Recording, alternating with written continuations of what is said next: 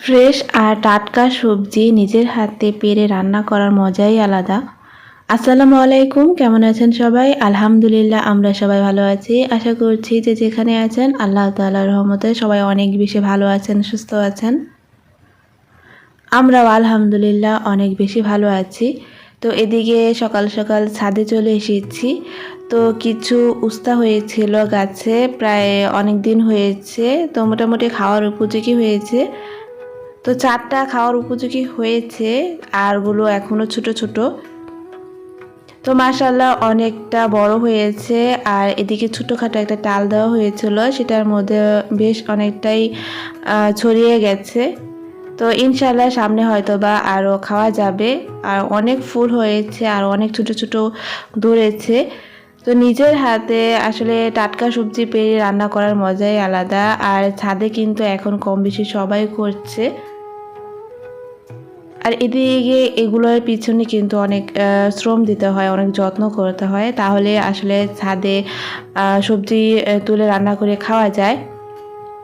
আর এদিকে সকালে সোনালি সূর্যটা উঠে গেছে। আর শীতের সকালে সূর্য কিন্তু বরাবরই অনেক ভালো লাগে। আর এইদিকে এই গাঁদা ফুলগুলো সুন্দর ফুটে আছে এখন অবধি। আর আরও ছোট ছোট কলি আছে, সেগুলোও হবে। আর মাশাআল্লাহ আমাদের গাছে কিন্তু লাউ ধরেছে বেশ অনেকগুলো। তো এগুলো কিন্তু মোটামুটি খুব ভালোভাবে পরিচর্যা করা হচ্ছে। আর ইনশাআল্লাহ সামনে আরও হবে, ছোট ছোট আরও অনেক লাউ ধরেছে। এদিকে বেগুন গাছে বেগুনও ধরেছে। তো মোটামুটি এই টুকটাক কিছু গাছ আছে আর কি। তো এগুলো নিয়ে আমি ঘরে চলে এসেছি। এখন এগুলো কেটে তারপর ভাজি করে নেব সাথে সাথেই। এখান থেকে একটা একটু আর কি পোকা ধরেছিল, সেটা থেকে কিছুটা নেওয়া গেছে। আর তিনটা দিয়ে বেশ কিছু আলু দিয়ে আমি এটা ভাজি করে নিব।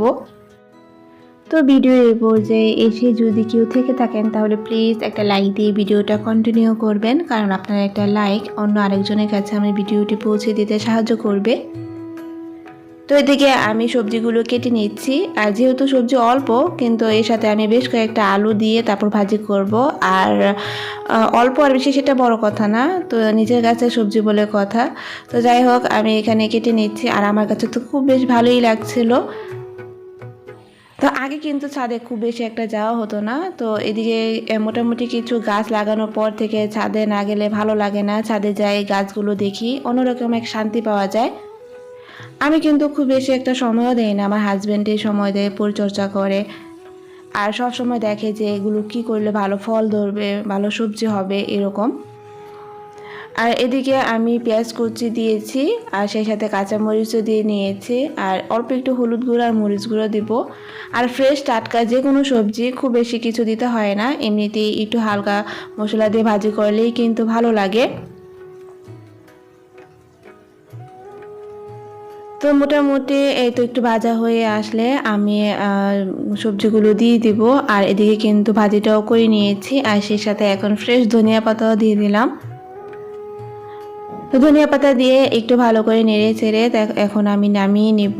আর গরম গরম ধোয়া ওঠা এরকম সবজি ভাজি দিয়ে কিন্তু খুব মজা করে আসলে খাওয়া যায়, আর তেমন কিছু প্রয়োজনও হয় না। তো আমার ভাজিটা হয়ে গেছে, এখন আমি ভাজিটাও নামিয়ে নেব। আর যে কোনো জিনিস সেটা যদি যত্ন করা হয় তাহলে কিন্তু অবশ্যই ভালো কিছু পাওয়া যায়। ওই যে একটা কথা আছে না, যে যত্ন করলে রত্ন মেলে, ওরকমটাই আসলে।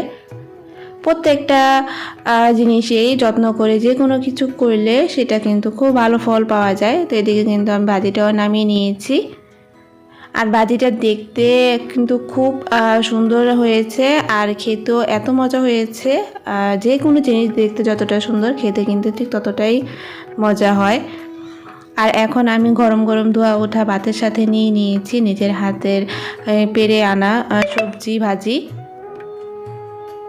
আর সেই সাথে ছিল হচ্ছে ইলিশ মাছ ভাজা, তারপর হচ্ছে ইলিশ মাছের ডিম। তো এই নিয়ে মোটামুটি হচ্ছে গিয়ে খাবারটা কিন্তু খুব ভালো হয়েছিল।